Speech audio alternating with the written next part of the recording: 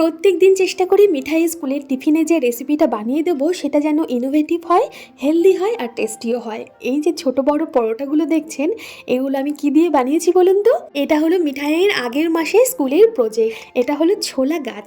জলের মধ্যে ছোলা ভিজিয়ে অঙ্কুরোদ্গম ঘটিয়ে তারপর ছোলা গাছ তৈরি করা হয়েছে।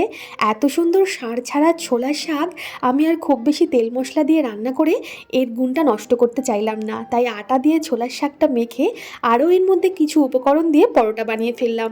খেতে কিন্তু মন্দ হয়নি। ডিটেলস রেসিপি পরের ভিডিওতে আপনাদের সাথে শেয়ার করব, অবশ্যই দেখবেন। চা দিয়ে খেয়েছি আমরা, আমাদেরও কিন্তু ভীষণ ভালো লেগেছে খেতে।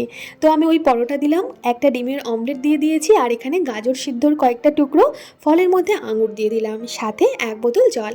কেমন লাগলো আজকের টিফিন বক্সের আইডিয়া বা টিফিন বক্স সাজানো জানাবেন ছোট্ট একটা কমেন্ট করে। ভালো লাগলে লাইক শেয়ার করতে ভুলবেন না। ধন্যবাদ।